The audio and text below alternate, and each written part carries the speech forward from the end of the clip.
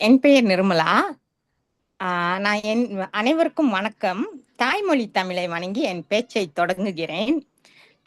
இன்னைக்கு நான் பேசுற தலைப்பு வந்து என் பார்வையில் பத்திரை, அதாவது உள்ளம் உடைந்த பிறகு செதுக்கப்பட்ட பெண், உருவான பெண் அப்படின்ற இதுல நான் பார்வையில என் கருத்தை முன்வைக்கிறேன். பத்திரையை வந்து நம்ம பழைய காப்பிய நாயகியா மட்டும் பார்க்க முடியாது. அவ அமைதியா வாழ்ந்து கொண்டிருக்க வேண்டிய ஒரு பெண் தனக்கான வாழ்க்கைய தானே தேர்வு செய்ய முயற்சிக்கிறார். அதாவது அவ உள்ளம் உடைஞ்ச பிறகு உருவாகுறா. காதல்ல விழுந்த ஒரு பெண்ணாத்தான் அவ தொடங்குறா. பின்னர் தன்னோட வாழ்க்கையில அர்த்தத்தை தானே மறுபடியும் எழுதிக்கிற ஒருத்தியா தன்னை மாத்திக்கிறா. பத்திரியோட முதல் தவறு காதல்னு சொல்லுவாங்க. ஆனா தற்கால பார்வையில காதல்ன்றது தவறு இல்ல, அது ஒரு அனுபவம்னு சொல்லப்படுது.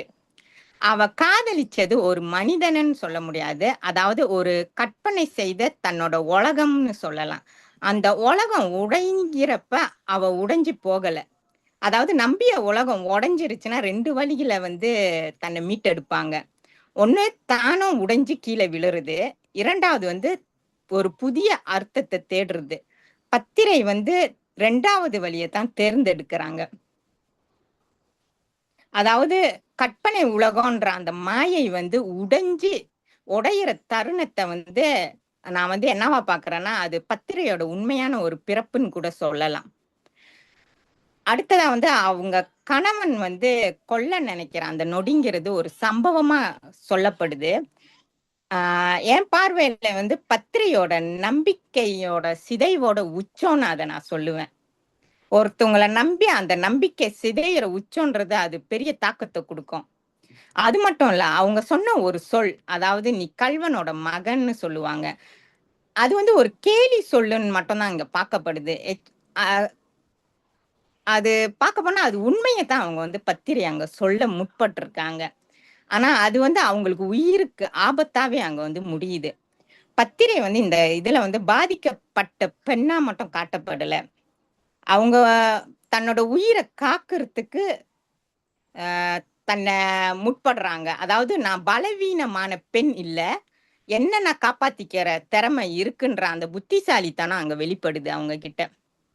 அதாவது பெண்ணு வந்து பாதுகாப்புக்காக காத்திருக்க வேண்டியவள் இல்ல, தன்னைத்தானே காப்பாத்திக்க கூடியவள்னு அவங்க நிரூபிச்சு காட்டுறாங்க அந்த இடத்துல.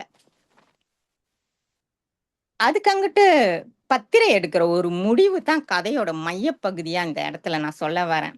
அதாவது அவங்க இந்த அளவுக்கு நம்பிக்கையோட சிதைவின் உச்சத்துக்கு போன பிறகு வந்து பழி வாங்கணும், இல்ல தன்னைத்தானே அழிச்சிக்கணும், அந்த முடிவை அவங்க தேர்ந்தெடுக்காம உலகத்தை உலக வாழ்க்கையை விட்டு உண்மையை தேடுற பாதையை நோக்கி அவங்க போறாங்க.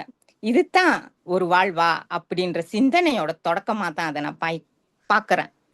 துறவியா மாறுறதுன்றது வந்து அவங்களுக்கு அவங்க தேடுற ஒரு அடையாள தேடல்னு கூட இத சொல்லலாம். சமண சமயத்தை தழுவுன பிறகு அதுல அவங்க வந்து புலமை பெறுறாங்க. அதே டைம் அதே நேரம் வந்து நிர்மலா அவங்க பௌத்தம்ல. ஓ ஓகே, மன்னிச்சிருங்க. சரி, அவங்க பௌத்த சமயத்தை தழுவுன பிறகு அங்கேயே அவங்க வந்து தேங்கி நிக்கல. உண்மையை அடையணும்னு அந்த தேடலை வந்து நிறுத்தல. இந்த இடத்துல வந்து பத்திரை ஒரு வாழ்க்கையோட முக்கியமான ஒரு உண்மையை வந்து சொல்ல வராங்க. அறிவுன்றது வந்து ஒரே இடத்துல கிடைக்காது, அது தேடல் மூலமா தான் நமக்கு உருவாகும்ன்றத வந்து இங்க அவங்க தெளிவுபடுத்துறாங்க. அது மட்டும் இல்ல, சமயவாதங்கள்ல அவங்க ஈடுபடுறப்ப வந்து அது வந்து அவங்க வெற்றிக்காக மட்டும் அது அவங்க அந்த சமயவாதத்துல ஈடுபடல, உண்மையை கண்டுபிடிக்க. அதாவது அவங்க தோல்வி அடையிற அந்த தருணம்ன்றது இருக்குல்ல, அது ரொம்ப ரொம்ப கவனிக்க வேண்டியது. அதாவது அறிவோட அறிவோட அது வந்து அவங்க தோல்வி அடைஞ்சது வந்து அறிவின் தோல்வின்னு சொல்ல முடியாது, அது ஒரு அகந்தையோட முடிவுன்னு கூட நம்ம எடுத்துக்கலாம். ஒரு மனிதன் தான் அறிஞ்சது போதாது அப்படின்னு ஒப்புக்கொள்ற அந்த தருணம் தான் ஒரு மனிதன் வந்து உண்மையான வளர்ச்சியை நோக்கி போற இடமா நான் பாக்குறேன். அந்த இடத்துல வந்து பத்திரை வந்து தன்னோட உயர்ந்த ஞானத்தை நோக்கி பயணிக்கிறதா நான் பாக்குறேன்.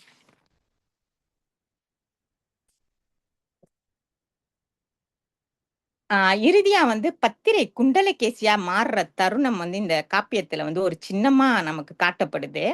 அதுல பெரிய அர்த்தம் கூட பொதிஞ்சு இருக்கிறதா நான் நினைக்கிறேன்.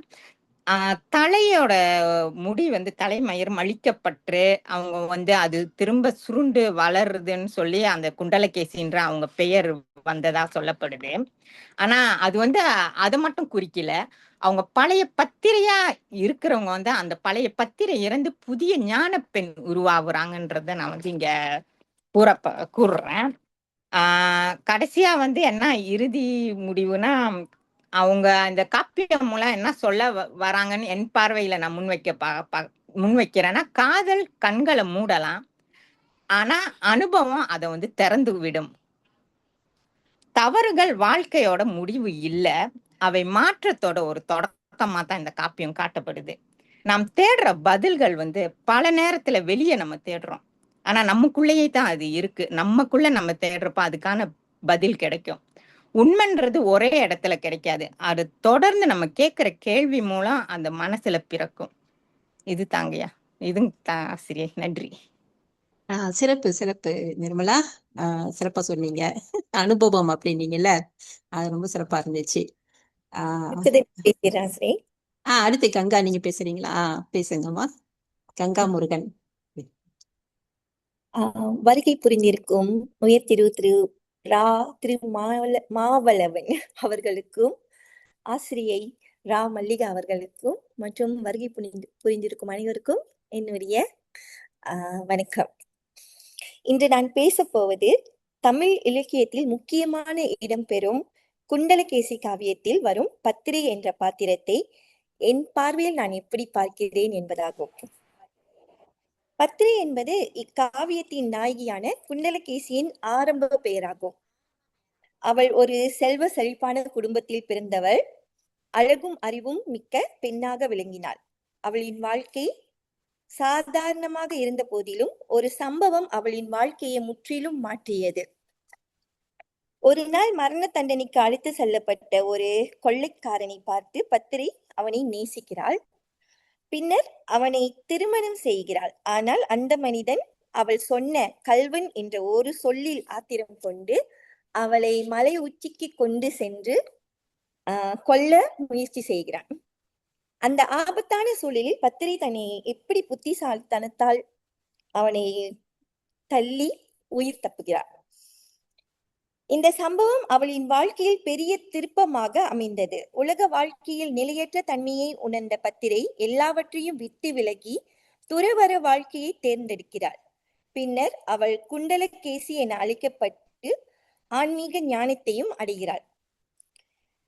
பத்திரை வாழ்க்கை நமக்கு பல நல்ல பாடங்களை கற்பிக்கிறது. சிந்தித்து செயல்பட வேண்டியது மிக அவசியம். வெளிப்படையான தோற்றத்தை வைத்து முடிவு எடுக்கக்கூடாது. வாழ்க்கையில் சிக்கல்கள் வந்தாலும் தைரியமாக எதிர்கொள்ள வேண்டியது போன்றவை முக்கியமானவை. பத்திரை என்பது என் பார்வையில் சாதாரண கதாபாத்திரம் அல்ல. அவள் துணிவு, அறிவு மற்றும் ஆன்மீக உயர்வு ஆகியவற்றின் சின்னமாக திகழ்கிறாள். இது பத்திரையோட கதை. இப்ப இதுல நம்ம பெண்கள் என்ன கத்துக்கலாம்னா, ஒரு பெண்ணாக ஆணின் சூழ்ச்சியை தன் அறிவாலும் சமய அறிவாலும் முறியடித்து தன்னை நிலைநிறுத்திக் கொள்கிறார். இக்காலத்தில் பெண்கள் கல்வி அறிவு மற்றும் சமய அறிவு கொண்ட பெண்களாக திகழ்கிறார்கள். முற்கொள்ளல் தகும் என்பது சுய பாதுகாப்பு மற்றும் ஆணாதிக்கத்திற்கு எதிரான ஒரு பெண்ணின் தைரியமாக பார்க்கப்படுகிறது. இக்கால பெண்கள் உணர்ச்சி வசப்பட்டு எடுக்கும் முடிவுகள் பின்னாளில் கஷ்டத்தை ஏற்படுத்தலாம் என்பதை உணர்ந்து துணையை தேர்ந்தெடுப்பதில் விழிப்புணர்வு இருக்க வேண்டும். இக்கால பெண்கள் உணர்ச்சி வசப்படுதலை தவிர்த்து சுயமரியாதை மற்றும் விழிப்புணர்வுடன் வாழ வேண்டும் என்பதை பத்திரை என்ற இந்த கதாபாத்திரம் வலியுறுத்துகிறது. பத்திரையை பத்தி ஒரு சின்ன ஒரு செய்யுளுங்க இருக்கு. சோ நான் அது படிக்கிறேன். குண்டலம் உடைத்தாய், குலத்தினில் பிறந்தாய், ஒன்றொடி மகளிர் உத்தமி எனப்பட்டாய். கண்டது ஒன்று இல்லையோ, கற்றது ஒன்று இல்லையோ, பண்டையோர் சொன்ன பழமொழி இதுவே. இதோட பாடலோட சுருக்கம்: சிறந்த ஆபரணங்களை அணிந்தவளே, உயர்ந்த குலத்தில் பிறந்தவளே, பெண்களுள் உத்தமியாய் போற்றப்படுபவளே, வாழ்வில் பலவற்றைக் கண்டும் கேட்டும் உணர்ந்ததில்லையா? இளமை, செல்வம், வாழ்க்கை ஆகிய நிலையற்றவை என்று நம் முன்னோர்கள் சொன்ன பழமொழியை நீ அறியவில்லையா என்று உடலின் நிலையாமையை உணர்த்தி உலக இன்பங்களில் மீதுள்ள பற்றை நீக்கும்படி அறிவுறுத்துகிறது. இத்துடன் என் பார்வையில் பத்திரை என்ற எனது உரையை முடித்துக் கொள்கிறேன். நன்றி. சிறப்பா இருந்துச்சு கங்கா. நீங்க ரொம்ப பயந்தீங்க. பரவாயில்ல, ஒரு இலக்கிய உரையா இருந்தாலும் அவங்களோட கருத்து சொல்றீங்கல்ல, அதுதான். அது நம்ம முயற்சி செய்யணும்ல, நம்ம கருத்து சொல்றதுக்கு, அவ்வளவுதான். அப்புறமா சிறந்த பேச்சாளரா அப்புறம் ஆக்கிக்கலாம், இப்ப முதல்ல சொல்லலாம். அதுக்குதான். நன்றி நன்றி. அடுத்து பரமேஷ் பேசுறீங்களா? சரிங்க சரி, பேசுங்க. ஆசிரியர் ரெக்கார்ட் நிப்பாட்டிட்டு திறக்கணும்னு ஞாபகப்படுத்த சொன்னீங்க. ஓகே இருங்க.